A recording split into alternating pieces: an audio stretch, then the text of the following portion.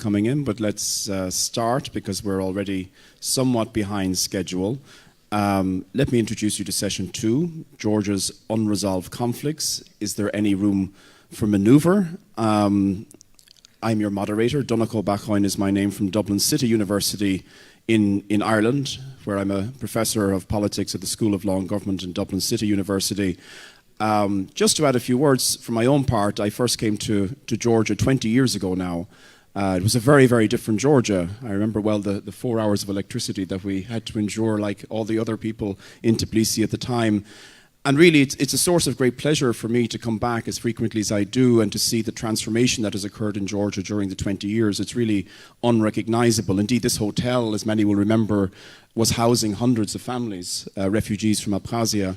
And now it's a rather splendid institution where we all gather here today. And of course, since I first came to Georgia, the European Union has almost doubled in size. And it's indeed, I think, no exaggeration to say it's the greatest peace project in modern times. And it's, I think, the earnest hope of many people here, including myself, that Georgia one day will very soon, hopefully, join this community of nations. So some things have changed in the last 20 years. Unfortunately, some things have remained the same, or indeed perhaps gone into reverse. The state of relations between Georgians and Abkhaz and Ossetians is amongst those things that have remained a constant. The negative relations, I should add. I first visited Abkhazia in the autumn of 2000, when it was then the United Nations mission in Georgia that were providing transport. Unfortunately, they are no longer present, as many of you know, and things have really exacerbated since then. We are no strangers to conflict in my own native country of Ireland. And it's worth highlighting that when Ireland and Britain joined the European Union in 1972, it was then called the European Economic Community, 500 people were killed in violent conflict in Northern Ireland. 500. Now, the population of Northern Ireland then would have been about the size of Greater Tbilisi today. So that gives you some sense of the intensity of the conflict. 500 people died. About 10,000 shooting and bombing incidents occurred during that year, 1972. But the European Union common EU membership for Britain and Ireland transformed relations within Northern Ireland, between the two parts of Ireland and between Britain and Ireland. And again, it's my hope that Georgia will one day be able to benefit from this wonderful peace project that is the European Union. Unfortunately, it's presently threatened by Brexit. We won't go there. But I think that one thing that we've learned in the British Isles, in the Caucasus, is that exclusionary forms of nationalism have proved to be the enemy of conflict resolution and of reconciliation. And that brings us to our topic today. As I said, Georgia's Unresolved Conflicts. Is there room for manoeuvre? We have a wonderful panel assembled to discuss this. Our panelists, let me introduce them in turn. We have on my left here, Ketivan Tsikelishvili, the State Minister of Reconciliation and Civic Equality. We have on my far right here, I say that geographically, of course, not politically, Toivo Klar, the EU Special Representative to the South Caucasus, originally from Estonia. We have, to my left here, Varvara Pakhomenko, Head of Mission in Ukraine, Geneva Call. And to my right here, we have Natalia Mirimanova, independent conflict resolution expert based in Brussels. And I've been advised by the organizers that since we've started about 15 minutes late, we will finish about 15 minutes late, so lunch is slightly postponed, but only by 15 minutes. And that the format should be as follows, that each panelist would speak for perhaps about 7, maximum 10 minutes, and then there would be some follow-up questions moderated by myself, and then I would throw the discussion open to the audience based on this wonderful application we have here, this slido.com. I have the computer here in front of me, so I'll be looking to see what questions are emerging from the audience, and I'll also be looking for a demonstration of hands from people who want to contribute. And then, of course, we will conclude. So on that note, I invite our first speaker, the Minister for Reconciliation and Civic Equality, to address us. Thank you very much. Good afternoon, everybody, dear guests of Georgia, ambassadors, good friends, the Georgian audience, to all of you panelists. And thank you for the invitation. I just made a comment with media that I really see a great value in discussing the security issues in the South Caucasus annually, because it's our daily job. So it's not only once a year exercise indeed. And unfortunately, we're not free of security challenges. And you just made an overview of 20 years. So many things changed, but indeed there are some things that unfortunately didn't change, and we have an unresolved conflict for more than a quarter of a century, in fact now, and over a decade of ongoing Russian occupation. That's a major challenge to my country. And it's indeed a very long time, especially for people who are the internally displaced community, including the people who used to live in this house, who are now accommodated in their temporary residences, but who are still barred from an access to their homes. And they have been, as you know, they are overwhelmingly Georgian, and the majority of the original pre-conflict population. Unfortunately, softly saying, kind of deep Georgianization of the occupied regions still goes on. It involves fighting against Georgian identity or Georgianness as well as Georgian traits. It comes hardest on people, a few number of Georgians who still live in Abkhazia and South Ossetia in districts called Gali and Akhalgori, who unfortunately are basically discriminated for their ethnicity, the only community inside these regions who are deprived the possibility of native language instruction since a few years now. Or property rights or possibilities of employment, difficulties with crossing, etc., and so on. It also involves, for instance, obliteration of some kinds of some sites of Georgian cultural heritage, or our joint heritage, if you wish, and it has been more rampant in the course of previous years. It's one of the discussion topics now in Geneva International Talks that Ambassador Clark knows very well. So, and he's actually chairing, is one of the co-chairs of these discussions. But also sometimes as blunt as, simply eradicating the trace of some of the Georgian villages, like it was done in the South Ossetia, Tskhin Valley region. There was, and still is, I think, on internet, a picture visualizing this from satellite shots from 2007 and 2017, showing like 15 formerly settled Georgian villages and now showing no trace of life anymore, which is, of course, very sad, but and tragic, not only sad, this is a big challenge. But in fact, this is a part of a larger strategy of Russification that may come hardest on Georgians, but it really endangers all the communities on the ground, including Abkhazians and Ossetians, and this is more and more feelable year by year. So is the criticism, basically, especially in Abkhazia, that is directed towards Russia and its Russification policy. It results in isolation and social economic hardships, and unfortunately, dismissal for human rights, very hard humanitarian situation.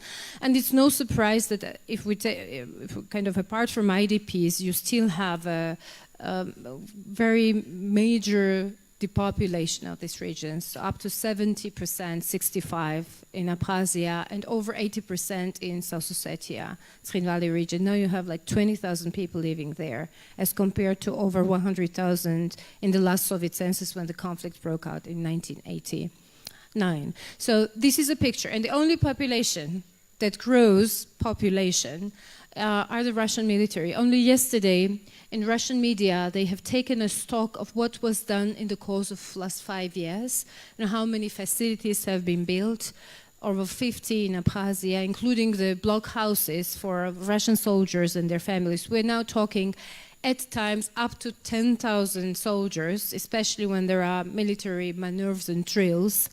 Their number last year was over 130.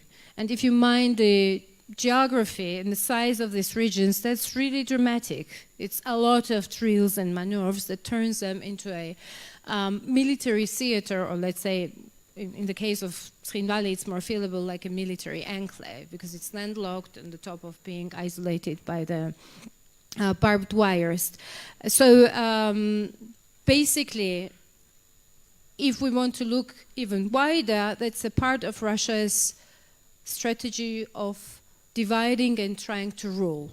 So to secure this exclusive presence on ground, the strategy is to isolate, not to allow international presence, like for instance from UMM, and to deepen the divides as much as possible. And as we are celebrating these days the 10th anniversary of the Eastern Partnership, I say that pretty often, and I will repeat because it helps visualize the whole strategy. If you look at this Eastern Partnership area, which is a shared neighborhood now between the European Union and Russia, you see 5 countries that suffer unresolved conflict out of 6, which is of course not by chance. In all of them, Russia is present in some way, mostly quite common scenarios and instruments.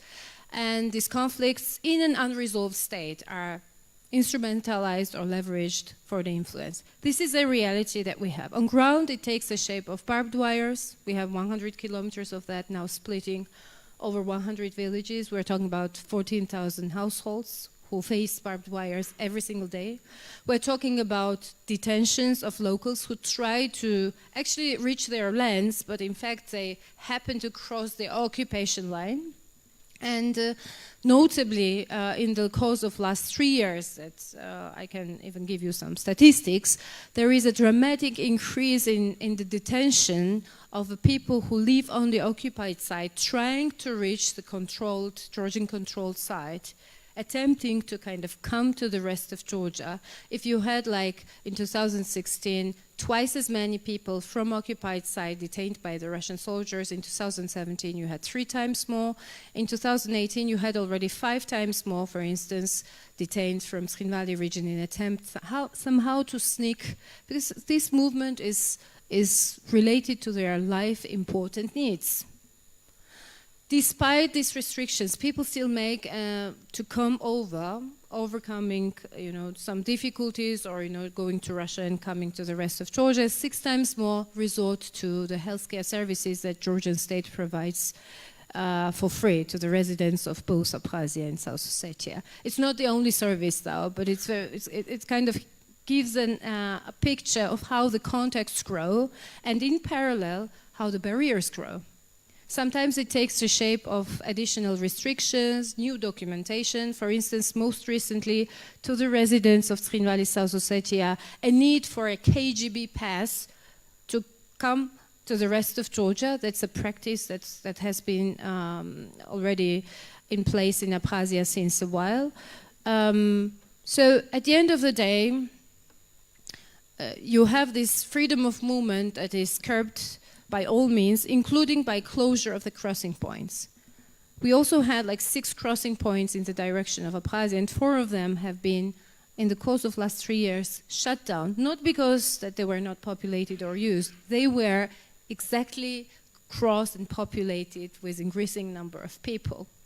So strategies, unfortunately, are very clear. In the beginning of this year, we had a full closure of all crossings. Only exceptions were the people who had the very urgent medical needs, those involved in cancer treatment or so, especially in the direction of Abkhazia, for 1 month, and for 2 months in the direction of Srinvali, South Ossetia. My understanding of it was clear. I read it as a part of this division strategy. The alleged pretext or reason was a fear for the spread of the flu, a seasonal flu called H1N1, or colloquially called the swine flu, which was, by the way, already present inside these regions. And I was not surprised at all when some statements arrived pretty shortly after disclosure on 10th of January, especially from de facto South Ossetian side, that blamed all on the Lugar laboratory placed in Tbilisi, the spread of this flu. And letting alone absurdity of the contents of this allegation, there is a mismatch in the calendar, because this flu was pandemic in Europe, by the way, also in Georgia, in 2009, while the Lugar laboratory started to function some years later. But who cares? It's a part of misinformation, propaganda, which is also used as an invisible barrier or the instrument to deepen these divisions, construct and constantly feed the image of enemy, constantly feed the stereotypes that would hamper people from contact. And now I come in the concluding part to our strategy. Exactly for these reasons, because it affects lives and it takes a hostage of the interest, the rational interest of the people, our strategy is to do twice as many or twice as much or 3 times as much, whatever is needed, to bridge these barriers, the artificial barriers that are now to split the people. So to help the lives, to build the bridges, and to pave the way to conflict transformation is a motto of our peace policy. And in this spirit, last year, we have launched a new peace plan called A Step to a Better Future that captures 3 major dimensions. One is to facilitate trade across the dividing line. As we see trade as a rational and powerful anchor of peace with potentially vested interest from, tentatively speaking, both sides or maybe more sides than 2, that can help build the cooperation around the shared interest. The second is about, granting more education opportunities to the residents of the occupied territories, because we believe it's an investment in future that we are all striving to. And generally, the third is to ease the access to different services that Georgian state provides to the rest of its citizens. In most of it, and the novelty of this peace plan is that we suggest totally new, more creative, I would say, real instruments which are status neutral. So they kind of put aside the status. We don't change our attitudes to status-related issues, but it kind of purposefully puts the status issues aside to pave the way for humanitarian solutions. It's purely constructive, so it's kind of win-win. It's not against anybody. And it does have a power and potential to generate these dynamics in a peace process because it is backed up by a real instruments in life. I give you an example. For instance, to resort to some of the services, no need to take the citizenship, basically electronic identification by those residents who don't have the legitimate documents of identification is enough.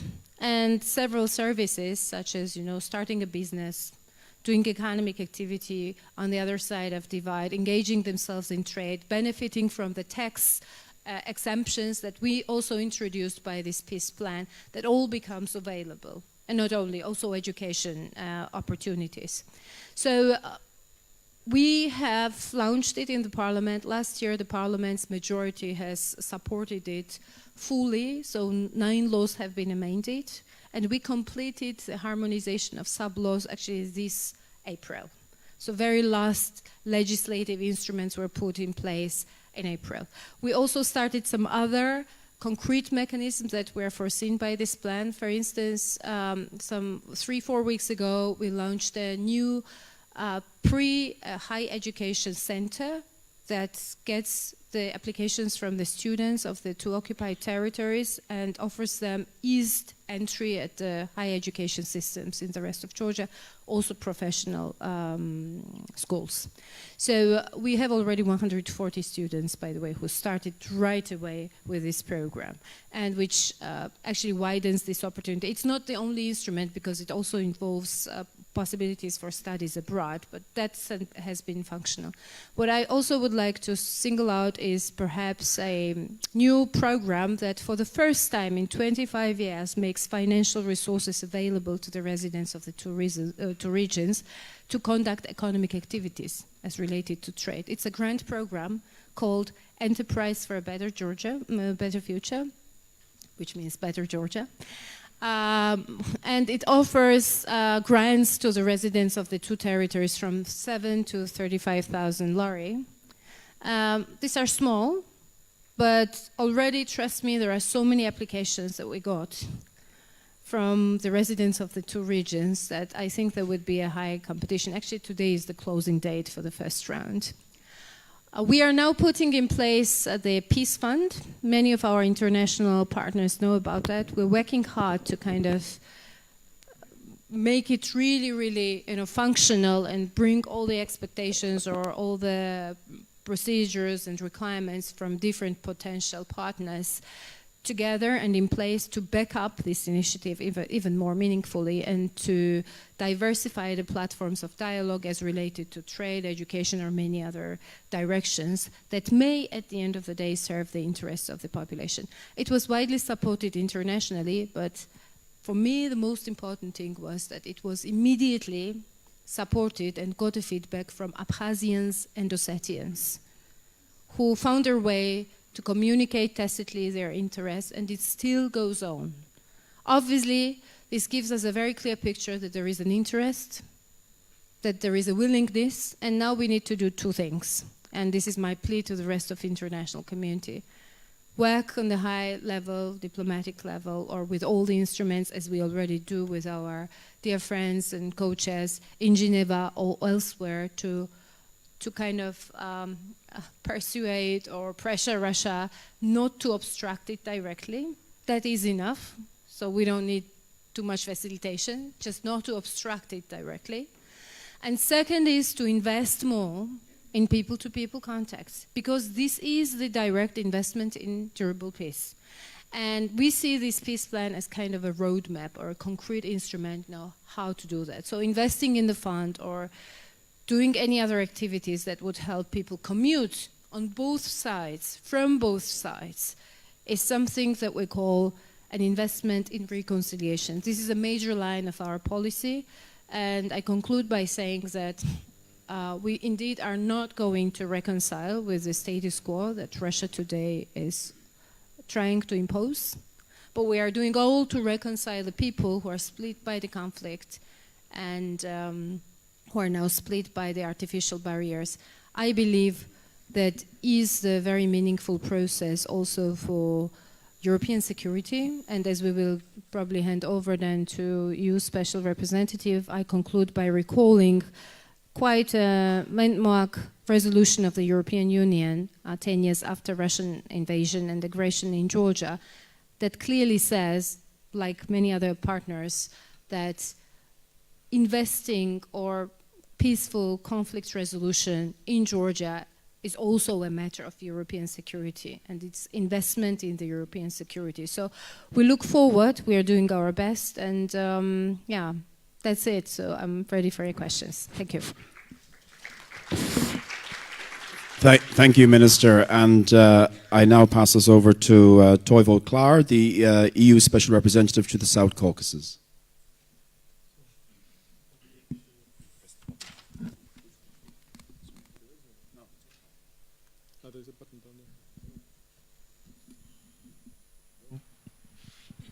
Hello, hello. Okay. So, thank you very much, and thank you for having me at this conference. So, to pick up where the minister left off, of course, this is a abnormal situation that we're in. These unresolved conflicts mean that the rights and needs of thousands and hundreds of thousands of conflict-affected people remain unaddressed, and in particular, of course, the lot of the displaced people is particularly difficult, and we were mentioning this very building being housing many of them some time ago. These disputes also mean that many transport and economic links remain disrupted, and the rich potential of the region and of its people cannot develop fully. Above all, these conflicts continue to pose a permanent threat to the security of the entire region. And of course, from the EU side, it is obvious, as the minister mentioned, this is not about Georgia only or about the region only, it's also about security for the European Union. And that is why the EU has been heavily involved in peace efforts in Georgia. At the height of the war in 2008, the EU acted as a mediator between Georgia and Russia to prevent further escalation. And this ultimately resulted in a cessation of hostilities. Since then, we have been a central actor in the process to manage the consequences and to improve the lives of conflict-affected people. First, the EU maintains the only large international monitoring presence in the field, the UMM. And this mission fulfills an indispensable function of stabilization to the benefit of all the communities affected by the conflict. Second, the EU is co-chairing, together with the OSCE and the UN, the Geneva International Discussions, which address the consequences of the conflict and involve all stakeholders. And this is the only forum where all the actors concerned can meet and work together to strengthen security and to try to find solutions. And third, of course, the EU is and continues to pursue a clear non-recognition and engagement policy with the breakaway regions. We are keen to include the entities in our assistance programs whenever this is possible. We are also supporting civil society initiatives in the entities, as well as activities that can help to re-establish confidence across the divides, such as people-to-people contacts, dialogue processes, and academic exchanges. So, where are we 10 years after the 2008 conflict? On the one hand, with the GID, we have managed to build a crucial platform for discussions based on broad inclusiveness, as I mentioned. Because of this, the GID is an efficient and indispensable crisis management and conflict resolution tool. Or rather, I should perhaps say conflict prevention tool, because resolution is some ways off. But over the years, we have managed to identify sources of tension and issues of concern and interest. And we have been able to discuss many of these. The debates are also an opportunity for the three co-chairing organizations to remind participants that the unresolved disputes have a very negative impact on the people of the two entities, elsewhere in Georgia and in the entire region. We have managed in these discussions to identify a series of humanitarian-related problems, which, if they are addressed in a pragmatic and result-oriented manner, could help improve the environment in which the conflict-affected people live. These problems relate to crossings, life cycle documents, language of instruction, property rights, access to public health, livelihoods, and, of course, not least important, the fate of missing persons. The good thing is that 10 years after the conflict and 10 years after the establishment of the Geneva International Discussions, all participants remain committed to the process. This is in itself positive and encouraging. On the other hand, I cannot hide that we are stuck with the substance of our discussions. And you know that very well here. Progress is limited, in particular when we address the core topics of the Geneva discussions and the Geneva mandate, which are improved modalities for security and stability and issues related to internally displaced persons and refugees. Russia is probably the only actor involved who is satisfied with the current situation. It has now for a very long time been able to deploy military forces in the entities, and they control crossings. The decision by Russia to recognize the entities and to station military and security forces there remains the major stumbling block to conflict resolution. And that was very well mentioned by the minister. The EU has firmly condemned these steps. These are illegal and unconstructive.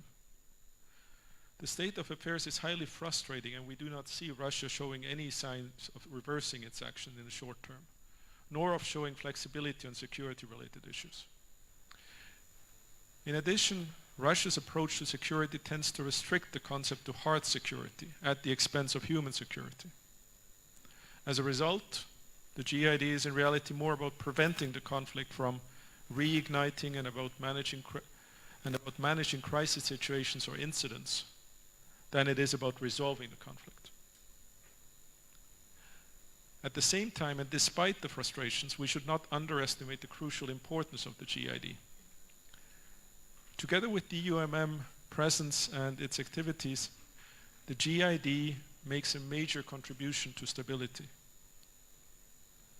And we also see that the overall security situation is relatively stable and manageable with all the caveats that I mentioned. There is sometimes a fear that as the GID contributes to stabilize the situation, it could also lead to a normalization of the current status quo. But I don't agree with this. For me, the GID makes it possible to highlight, and to highlight 4 times a year, that the current status quo is abnormal, it is unacceptable, and it is not sustainable. But there's another aspect to the role of the GID. The relative stability which the GID is contributing to is crucial for the development of Georgia's economy and democracy. And this development can positively impact on the conflict dynamics, as it can make it attractive for people in the entities to engage across the divides. And this is precisely where I see this room for that is being asked about. As I see it, and as I mentioned, Russia's interest in the entities is above all about hard security. Russia is also providing basic infrastructure and subsidies, but these are tools for maintaining a military presence. There is no vision and support towards human development in general. That gives Georgia a major comparative advantage in the eyes of ordinary people in the entities. Of course, this is a long-term project.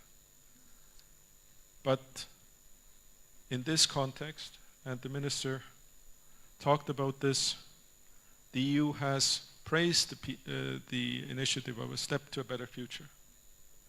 And we have expressed a readiness to support its further design and implementation. We share the view that the unresolved conflicts should not be approached as if they were just about territories. They are about people. It is primarily about people in these territories and about reaching out to their hearts and to their minds. But of course, there are obstacles and traps along the way. Most of these obstacles are well known. There are increased barriers and difficulties of crossing the dividing lines, as well as the increasing influence that security structures are having over people in the entities. But in addition, there are security fears that many people in the entities have, as well as concerns about their identity. And for various reasons, people do see Russia as a security provider, whereas Georgia means for them insecurity.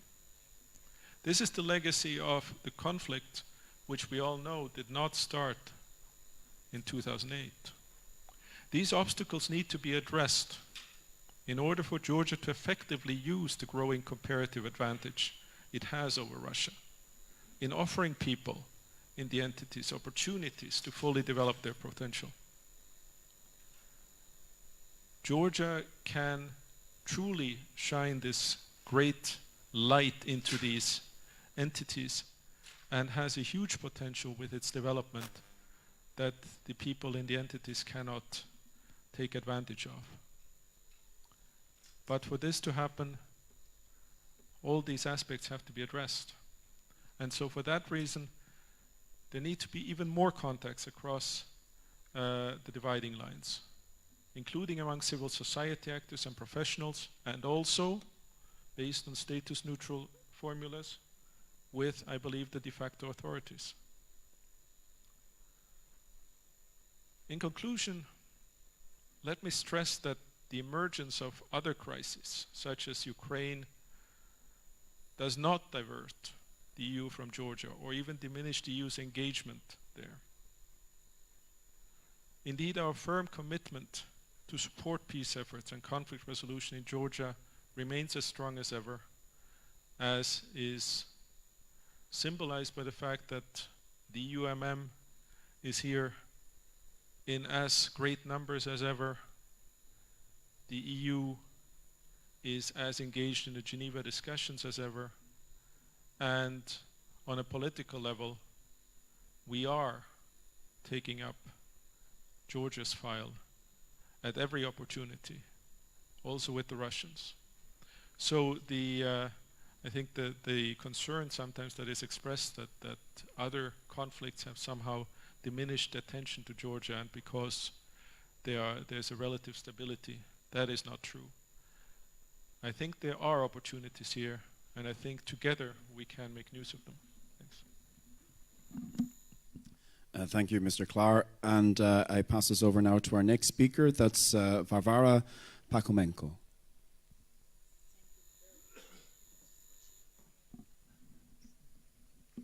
Thank you very much. It's a pleasure to be here. First time I arrived to South Ossetia, to Tskhinvali, it was in August of 2008. That time I was trying just to monitor all the violations of international humanitarian law, international human rights law, and over the next few years trying to assist the victims of this conflict on the both sides of a dividing line. I witnessed different violations. Right to life being violated, distinction between civilian and military objects, enforced disappearances and abduction of people and arrests and whatsoever. For the last 3 years, I've been working in eastern Ukraine, in Donbass. And I witnessed almost all the same, just in the larger scale. Just probably because it's a larger region, much larger. And if before while we were talking about violation of rights of the people living in South Ossetia or Abkhazia and didn't quite understand how to address it, and I will come to this later, we were talking about dozens of thousands and hundreds of people. Now, with the emergence of so-called DNR and LNR in 2014, we have already a few million people living in so-called non-government controlled territories in the territory of post-Soviet space. It's a huge number. And it's still quite unclear how to deal with the issues of human rights and international humanitarian law in these territories.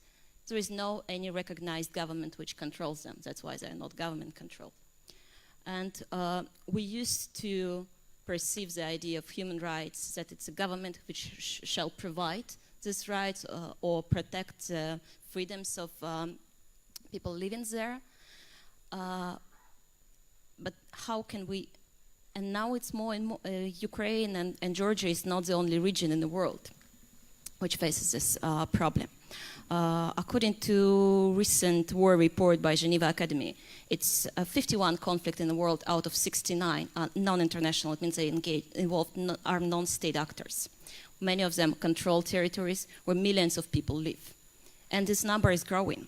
In 2014, so 5 years ago, there were just 29 of those.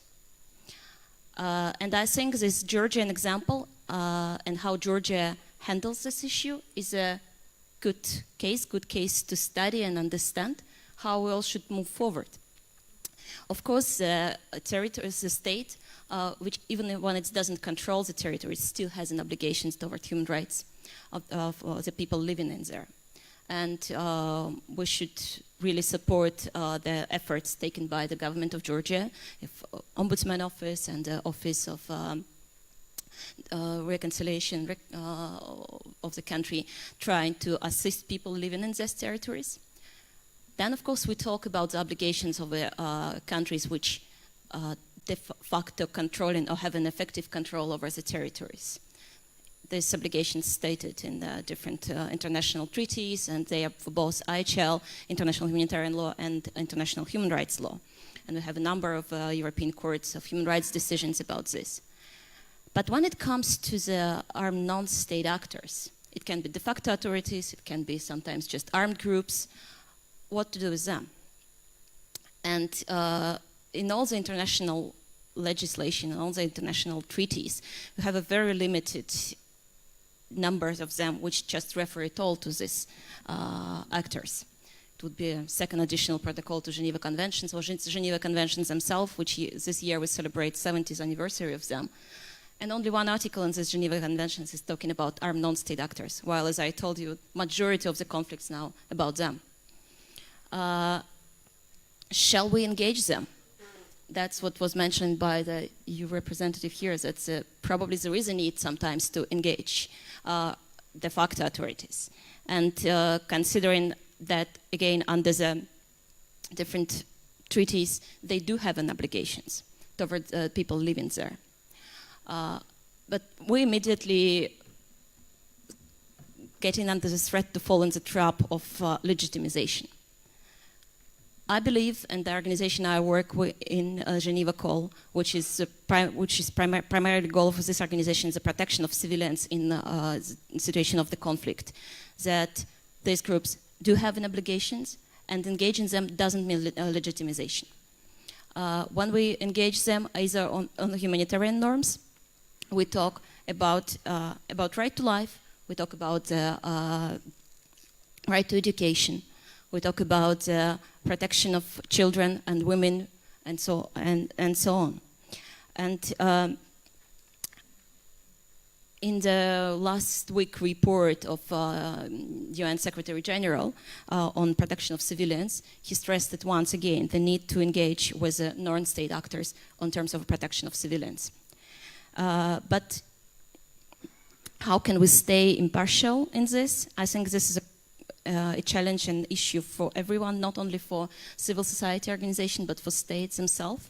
States also, first of all, if the states try to address human rights issues in the non-government controlled territories, how to not fall into the trap of legitimization, how to not being accused by maybe some radical elements in the country that they are going too far.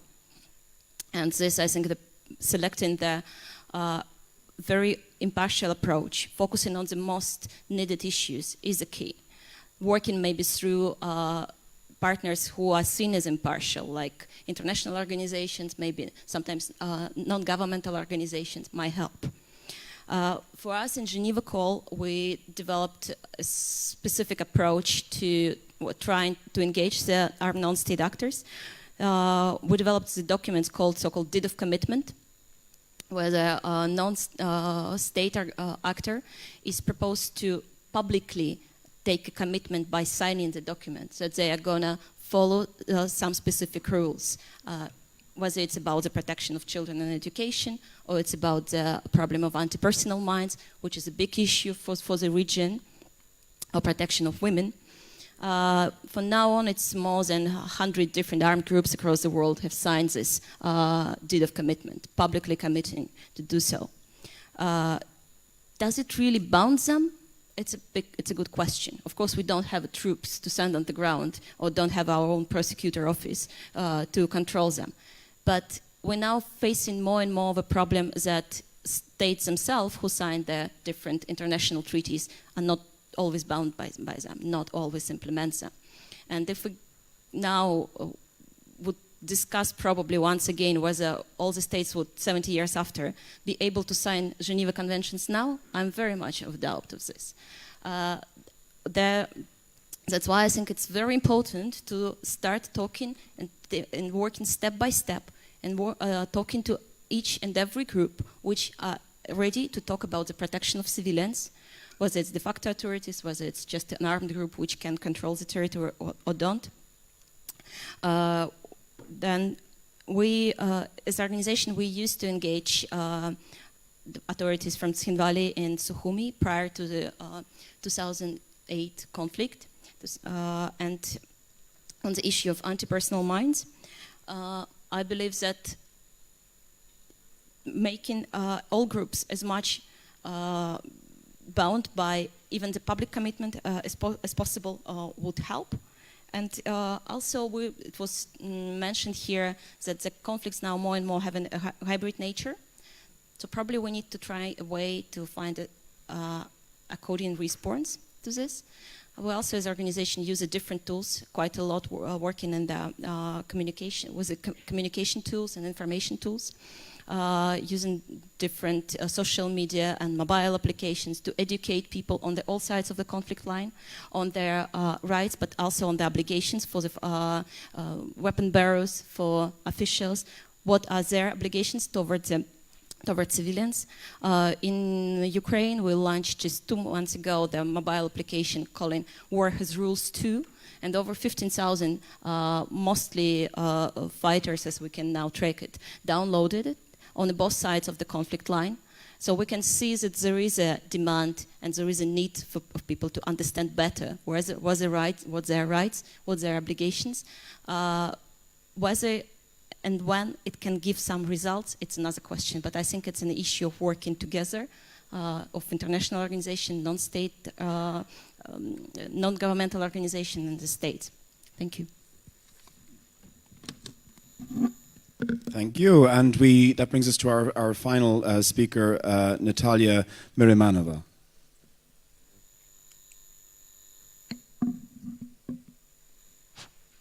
Does it work? Yeah.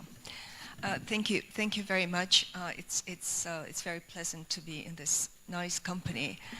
I would like to tell you an anecdote which I think was the best, illustrates the best the story, the history of the conflicts in Georgia and between different people who lived in Georgia. It happened in 1999. In the UN headquarters in New York, where we took Abkhaz and Georgian teenagers immediately affected by the war. It was a very interesting 2-year-long project, and there were kids whose parents died in the war or who were displaced. And we had a meeting there with a Russian diplomat, in fact, who really offended the Abkhaz, and he was saying things that a diplomat or a human being should have never said. And the group that was sort of growing closer together found itself at the verge of a collapse. And the person who rescued the situation was the Georgian representative in the United Nations at the time.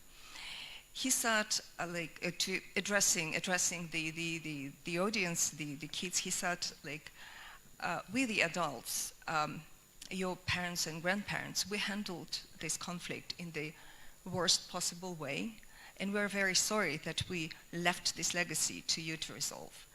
I think that it was, in my view, it was one of the best analysis and in terms of human touch, in terms of honesty, and in terms of realism of what has happened in the early 90s. Indeed, these conflicts that we're talking about today and that affect our lives today in the most immediate way, were a type of conflicts when the empires collapsed. And none of the politicians at the time had indeed any experience, any tools, any instruments, or any resources, I would even say, in early 90s to somehow handle this conflict so that they wouldn't go out of hand. The worst has happened, which is war. And this is usually a turning point in any kind of a dispute, nationalist dispute, religious dispute, political dispute, when bloodshed and blood becomes a divider in itself. And this is a very dangerous moment. Unfortunately, bloodshed happened not once here.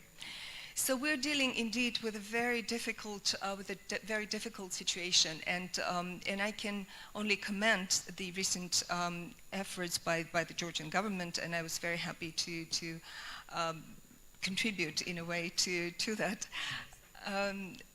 in terms of engaging with people who are on the other side. I don't know how to define it better, but are somewhere beyond, right?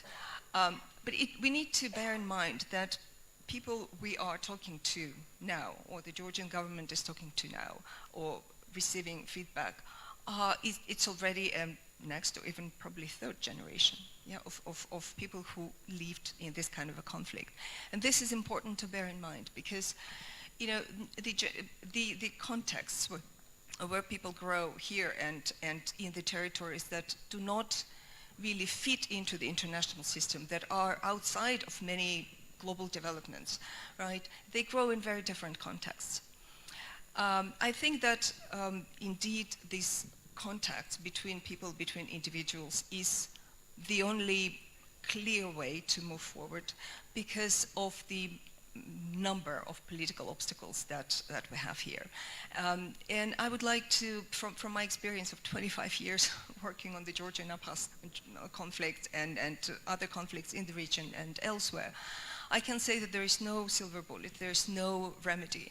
Even the policy of engagement without recognition has its clear limitations that we see, let's say, in the case of Cyprus. In many, many years, in decades, the engagement without recognition that was pursued by the UN and the European Union has led only to the intransigence of the Republic of Cyprus, for instance, and inflexibility of the proponents of the independent Turkish state of Cyprus.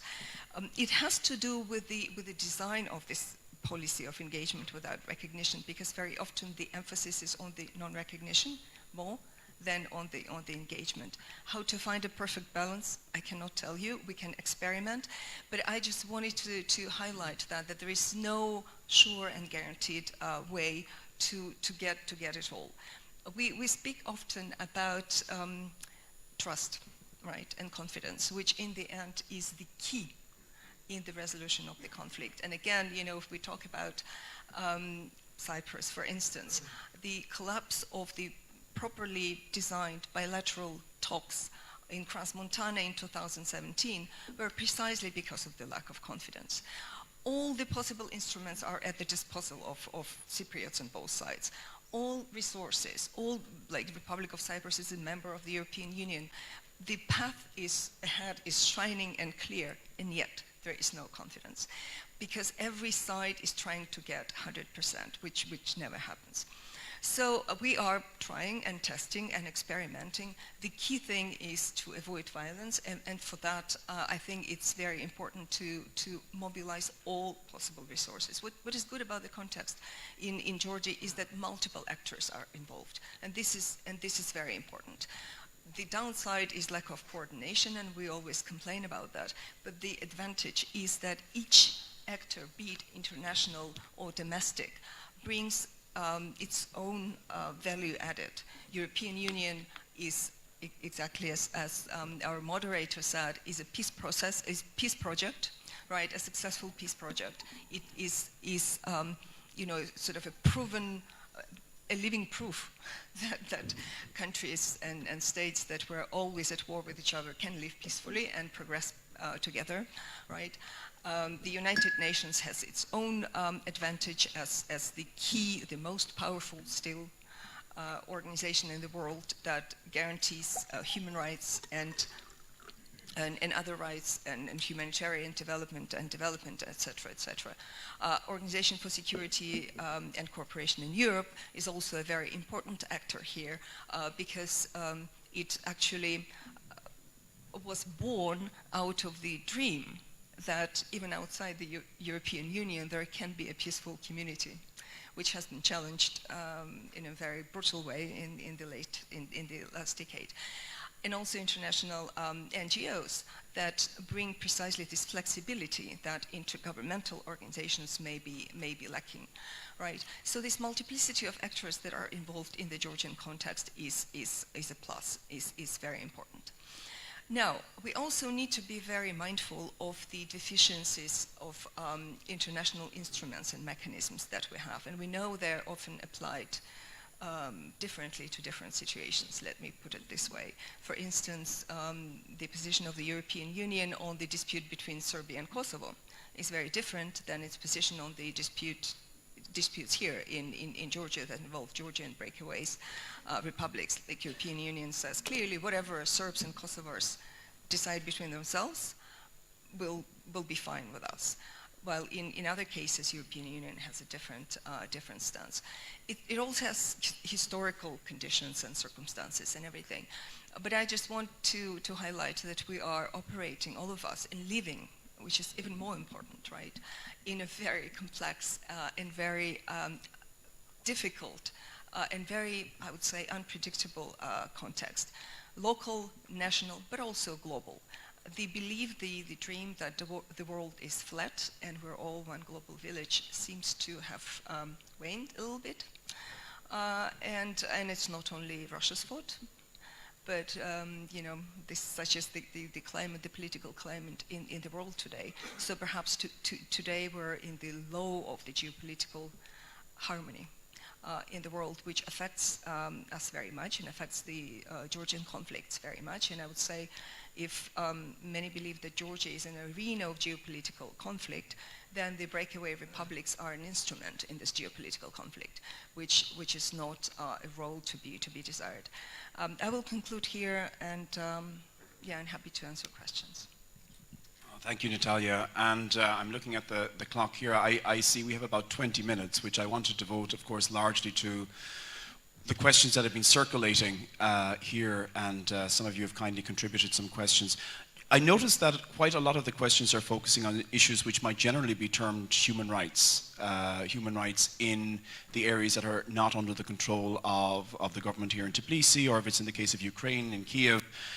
And it leads me to a question, since we have the minister here and we have the EU Special Representative. There was a report on human rights in Abkhazia commissioned by the European Union in 2017, I believe it was, and which was quite critical of how human rights are respected in Abkhazia. It looked at things like prison conditions and gender issues and whatnot. And as I understand it, it was reported in the media that even though it was widely understood that this report would be published, that at the request of the Georgian government, this report was not published, that the EU essentially acceded to the request of the Georgian government. So since I have the minister here, maybe you might be explaining why the Georgian government was uncomfortable with this report, and the EU, why, since it was the EU's report, why it just didn't go ahead and publish it as it had planned. Well, thank you. First of all, let me compliment the audience to pick up on the human rights, and this is a very critical issue. Indeed so, and this is something that is a main line of designing the peace policy also. It's very human-centric. It was many times said here by the panelists that it's about people, and it's good that, you know, the sensitivity in the audience is, you know, what does it make for the people and what are the implications for the people. The report that you have been talking about was actually made in the course of a few months by a very well-respected and very well-known, also personally to me, expert, based on the several trips that was done in Abkhazia for this very purpose, and commissioned by the, as I was still the part of the GID, by the GID team, including under the auspices of the European Union. And many of the, well, basically the whole content, you know, part of it that is about the human rights was capturing those major aspects of concerns that are now inside Abkhazia. I cannot exactly answer you what was the very communication, what could be the format of that, because this falls beyond my capacity as an agency or the ministry. So I wouldn't be the one to be asked about, you know, where it could be utilized, published, etc., and so on. But the most important thing, it was published. It could still be resorted, unfortunately, as the only and other source who had an opportunity of an access to the territory, because otherwise we have, for instance, reports from Secretary General of the Council of Europe. We are doing the UN Human Rights Council resolutions, and they are all capturing the human rights aspects of the situation on ground. But you know, that has been an endeavor that had a temporary access and not a permanent access or a regular access, which is a part of the demand. I think what we shall continue to do are several things. One is, of course, you know, what we do already in Geneva, ask for international human rights mechanism access on ground. And we have and had been contemplating and still are with co-chairs, because that can have multiple forms. Not one organization, could be mixed, it could be missions, it could be something that is stationed on ground and permanently serves as a focal point. We try to help the ombudsman, for instance, cooperation on both sides, as much of this talk here was also related of how to engage with non-state actors. de facto authorities, in fact. And despite your question was not about it, am I allowed, Mr. Chairman of this panel, to comment on something that I feel is important also to be addressed in terms of a dialogue, and how, because it also involves human rights, but not only. There are a spectrum of issues, including, for instance, trade, that Natalia rightly mentioned, and I should have mentioned that she personally and the organization International Alert has contributed a lot in the run-up to this initiative, because we indeed had a lot of exchange. I think 7 or 8 rounds, if I remember correctly, between Georgians and Abkhaz, including those who represented de facto authorities, but we all had it at expert level, and there was a good vibration. Here is, the person who has steered these discussions, and a lot of understanding when the environment was depoliticized. But this is not a singular thing. The dialogue, we are keen for dialogue. The problem is not on the Georgian side not to sort the dialogue with de facto authorities. We've seen it in the past. We understand there are several forms, including for an initiative, A Step to a Better Future. It's an unwritten chapter, literally. It was written and then on purpose taken away to leave the flexibility on those parties who would want to engage into discussion of how to do that. But there is an offer to engage in dialogue and sort many things through the dialogue, whether it's through the authorized experts or people, like for instance in Cyprus or elsewhere, or whether it's through groups, working groups, international organization or so. Problem is the force that tries to hamper every time we sort the dialogue. And I have live examples of that. You mentioned in your introduction that in these last years, the Georgian Abkhazian and Georgian Ossetian relations worsen. If I may slightly disagree with you, what worsens is the situation on ground. I would challenge that because we don't have a major breakthrough, which we need at one point in terms of reconciliation and solid ground for trust. But the relations, contacts, multiple, they improve. I can't cite to you every single meeting I'm having in the course of only 1 year since the initiative was published. But trust me, there are more than we had like in the last 5 years. And in the annual report, I even gave the numbers, not only for personally my meetings with some people, including from different de facto affiliations, but also the others, experts, NGOs who did that, my colleagues in my office, people who understand trade, finances. So that is going on. The problem is that every contact is blackmailed directly. Sometimes people are persecuted. The way out is to have more of it. Exactly like with healthcare. When there were 10 people in the first year when we started the free healthcare program, those 10 people could not return to Abkhazia. Some of them live here in the outskirts of Tbilisi. I just met a son, one of the families, who is deeply traumatized. Of course, traumatized. But now we have thousands of them. And when there are many people already resorting to what their rational interest is, of course, the leverages of influencing each and everybody is, even in the hands of Russia, quite minor. This is how we see it. So we are still keen for dialogue. We are still keen for contacts. And this is why I said, and they understand that there is a potential. When you said if there are any room of maneuver, these conflicts here are pretty unique. Every conflict is. But trust me, the potential, despite the very bad things that happened, the conflicts that should never have happened, the bloodshed that, of course, alienate people, the resources of reconciliation between the people such as Georgian Abkhaz and Georgian Ossetian, who are pretty close and much closer than both together with the Russians, if you wish, is a very strong resource of reconciliation. This is why we want to capitalize on that. Thank you, Minister. If I could return to just the question of the report, because as I understand it, it was widely reported in the media that the author of the report, or the co-author, Mr. Hammerberg, who I understand was the Commissioner for Human Rights for the Council of Europe for 6 years, he said what is interesting is that they, by they he meant the European Union, they back off under pressure even from an EU non-member state. It's not a good sign. They broke their promise. What do you think? Does it explain anything about the dynamics of EU's relationship with its partners in the Caucasus? Give me a microphone now. Oh, you don't have a microphone, sorry. Well, first of all, I can hide behind the fact that I was not in this job at that time, but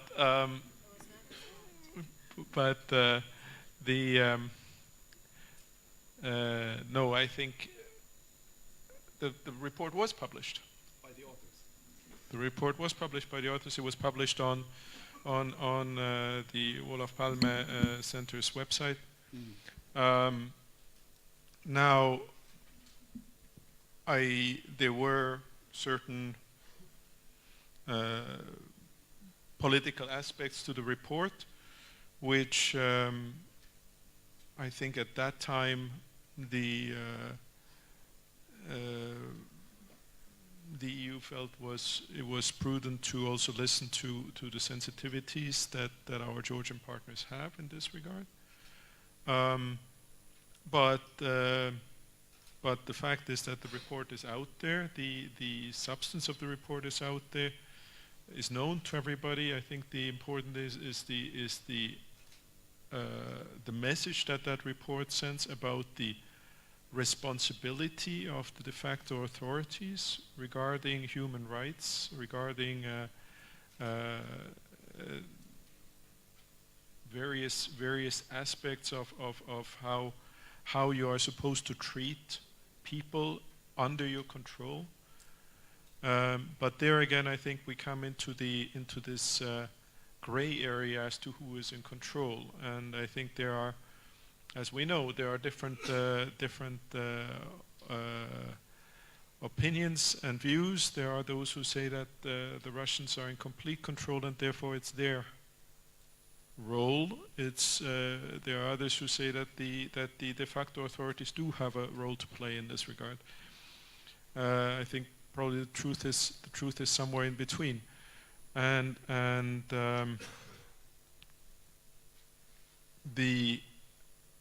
what the minister was saying about the real interest in this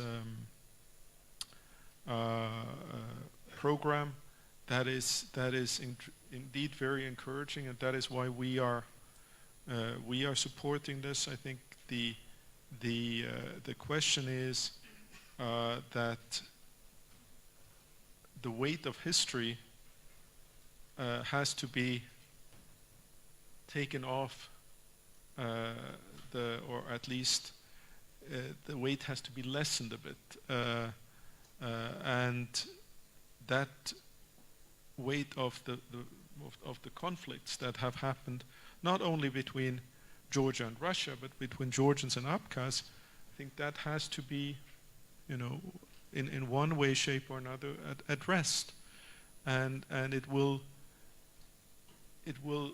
create a lot more space, a sense of common, because this is, I think, the way we're approaching it sometimes, or it's approached sometimes, is that we are looking at this as or I think some people are looking at it as if we talk about the Georgian Abkhaz conflict, we are letting know. I think it's quite the opposite. I think, in fact, by creating this common space for Georgians and Abkhaz to talk about a common history, you are creating a bigger dividing line between Georgians, Abkhaz, and the Russians, by signaling that even those in Abkhazia, and there are those in Abkhazia who say that we need to have the Russians here because we need their protection from the Georgians, these people will start changing their tune. And I think that will increase the number of people who will say, hey, look at the other side of the Nguri River, how well things are going there, and why can't we have some of that? And forget about those Russians. We don't need them here, we don't want them here, we want to have what they are having on the other side. But again, I think we need to look at how to create this kind of space. Thank you very much. And looking at the questions again that have presented themselves, I can see two at least strands. One is essentially how successful Georgian government policies have been. How have they been received? Is there a way of measuring it? So, for example, one of the most popular questions here is, Is the issuing of Georgian passports for Abkhazians and South Ossetians helping? Have many people started the process? And I remember, for example, the neutral status travel documents which were issued some years ago. I think 12 countries have signed up to that process. I think it's been stuck at 12 for some time. It seems to have lost momentum. But is there any sense of the take-up of these policies? You gave the statistic, for example, of 140 students in your presentation. Perhaps you could address that. And also, I just see another element here, which somebody here mentions the case of Moldova, Transnistria. And I say I have an intimate knowledge of this because I came from Chisinau, Moldova, to here. I visit Transnistria regularly, and I can confirm what this questioner is saying, that there's freedom of movement across the conflict divide. And of course, Russia is the major player in this conflict as well. But I think the questioner is asking, why is the situation far worse here? And it seems to be, there's a real negotiation process. There's been many breakthroughs on practical levels. Why is it more successful there? And that leads to a broader question, I guess, because again, I'm conscious of time, so I'm looking to everybody to intervene in these questions which are inspired by these. But are there any kind of successful models that you have encountered or that you look to, that you say, this could work here, or even aspects of those models? I just throw that out to the panel, and as I said, whoever wants to jump in, please do. I would jump in, but I'm talking for Well, I would address the last one about successful cases. I would suggest that there are no permanently successful cases until the peace agreement is reached between the primary parties. And even after, sadly, we have statistics in the world that about 40% of conflicts that had ended with a peace agreement relapse into another war within the next 5 years. So it's like a Sisyphus labor. It's not a final and finite success, because all these conflicts are affected by the trades around, by the regional situation, by the oil prices and million other factors. Therefore, the best advice that I could give, and it's very easy in my capacity to do, is to make sure that success is incremental and sustainable. And this is the key thing: how to make the small things sustainable. How to make the next step starting from this success and not to go back. And this is what we observe, unfortunately, in many conflict situations. So this requires a holistic and systemic approach to all peace efforts. It's easy to say, difficult to do, but this is the only way. For instance, one last example about Kosovo and Serbia.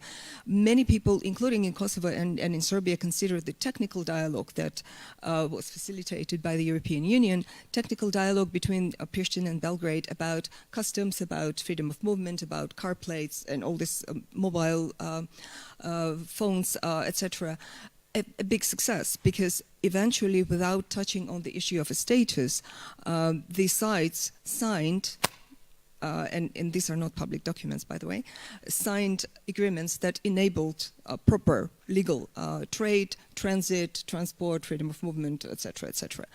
At the same time, some others think that it was not a success because the final peace agreement hasn't been reached. And surprise, surprise, so many years or decades later, we have a new proposition regarding the conflict resolution, which is a territorial swap, something that no one has spoken about for the last, 25 years. And here we have a division within the European Union with regard to this proposal, although the two leaders were fine with that, and the EU as a general is fine with that, but however, for instance, Germany is very much against creating, reshaping borders according to ethnicity, right? It's like a big taboo for some countries in Europe. So things are changing, and new opportunities may emerge, something that no one has even thought about. But it's an endless and permanent effort.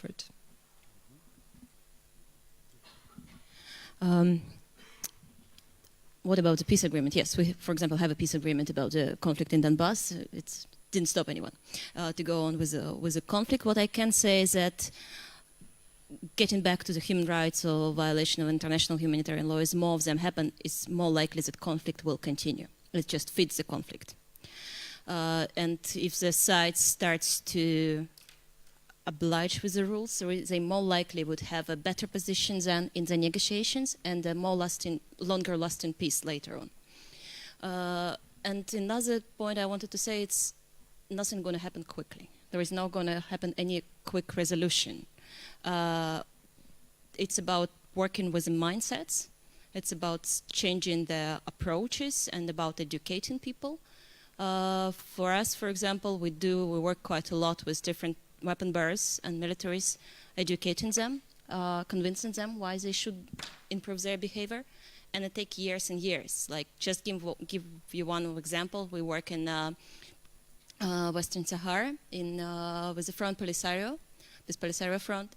In 2005, they signed our deed of commitment on the ban of anti-personnel mines, when we could convince them that there is more civilian victims who suffer from this, civilians who suffer. January this year, it was a final destruction of their stockpile of anti-personnel mines. So it took 13 years, but still, it's already gave some kind of, it helped to calm down the situation on the ground. There is less people who suffer all the time. There is more chance of a talk now than before. No, of course. I mean, and I think in Ireland we like to say that peace is a process. It's not an event, and there's no kind of magic formula. Minister, you're very popular because a lot of the questions that are the most popular here are directed to you. So, in addition to what has already been said, you might take into account these two very popular questions. The first is taking into account two occupied regions and the fact that Georgian citizens need visas to enter Russia. Should Georgia keep visa-free regime for Russia? And the second one is, in my trips to Abkhazia, I've seen no indication that Abkhaz view Georgia positively or would consider reintegration. How does the Georgian government plan to change this? Well, you gave me many questions, 4 of them. And I have to, unfortunately, these are such weighty issues, but I'm also looking at the organizer. We are short of time. Yeah. Well, with Russia and visas, and is it stupid? I don't think it's stupid. No, it's not. And we don't always reciprocate Russia with what they do. Imagine if we always did what the Russians do in response. That wouldn't be a nice picture. I think it's a wise policy, but of course, you know, the burden of irresponsibility is on the Russia side. They are not singling themselves out with a policy that is evolved around human interests whatsoever. The last question was about the mindsets, and then you had Moldova and Georgian passports, so I tried to kind of pack it together. Please, thank you. So, why Moldova and Georgia situations are different? Again, it can be very short. I can name Russia, one word, Russia, this row, yes. Or I can give you a little bit extended answer. I was, I think last year, some November or so in Moldova. By the way, we have signed a memorandum of cooperation with my Moldovan and Ukrainian colleagues in December here in Tbilisi, but we had kind of a few exchange visits to compare the pages, share the experience, because we all understand that there are so many commonalities in what's happening now in our countries. And in Moldova, when I was standing on that bridge, you know, bridging the rest of Moldova with Transnistria, I had a very strange feeling of a déjà vu of our situation prior to 2008. I would even say in the direction of Abkhazia, maybe early 2000s or late 90s or so, where Russians were still standing with their so-called blue helmets, which were never blue, really. And it took them a second to take it off and turn into a regular army in 2008. And we don't want this scenario, of course, for Moldova, but there are many different contexts, and I think it will take a long time to explain how and what.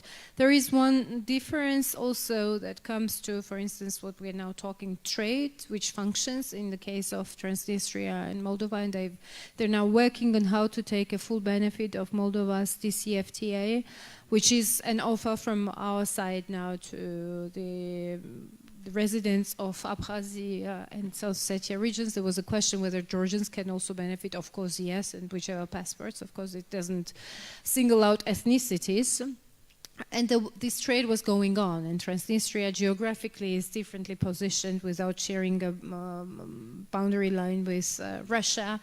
And the traditionally textile and industry is there, and most of its economy is dependent now on the exports. And we can go far, but again, reasons are political. It's always about whether Russia, with current status quo, achieves what it wants or not. And this is an answer to, I think, to your question. Whether for Georgian passports, you mentioned status neutral documents. This is one option. The other option is indeed Georgian passport, and part of this peace plan was about easing the procedure for getting the Georgian passport, not the security part, but the procedure for those who are interested. And we did it in February this year. And people who are resorting for it, for instance, to get the visa-free or any other benefits that are linked to the Georgian passport. But for the things that I was talking about, and the novelty of this peace plan is there, we don't need Georgian passport. Those who have it, of course, they can benefit. We have a novel way of identifying people who live in Abkhazia or South Ossetia, Trin Valley region. We don't involve here citizenship per se, for the reasons that we understand. They may want and be persecuted, they may not want and still want to engage in trade. So there are many different ways how it can be tackled. And at the end of the day, we are really committed to find the ways of how to transform the situation, how to build on what we have. And there are some cases that we could now cite worldwide when it comes to conflict resolution. You yourself mentioned that the idea of the European Union and common good saved many of the conflicts, or at least, you manage the conflicts in a way that you can benefit all from this project. Our strive is also about the united European Georgia, which benefits all. And of course, we are fighting for minds and hearts, and trust me, it has already results. This is why Russians are trying to cut these ties. We are fighting for minds and hearts, and I'm sure there will come times when this fight will be successful, only in case if in parallel we are trying to neutralize what Russians do to distract this peaceful fight for reconciliation. And this is a very important message. I conclude with this, and I also hope for our friends to support in this cause that we have. Thank you. Thank you, Minister, for heroically trying to answer so many very serious and weighty questions very briefly. Now, I've been informed by the organisers that our time has concluded, but I think what's clear is that, there's a lot of activity around these issues at the Georgian government level, at the EU level, at the civil society level, and hopefully they will bear fruit in the near future. Again, I can say, going back to the Northern Ireland situation, that the moment when we made the breakthrough actually followed some of the darkest days, and let's hope that the same applies here in Georgia. So on that note, let's conclude for lunch. And thanks again to all our panelists. A note of...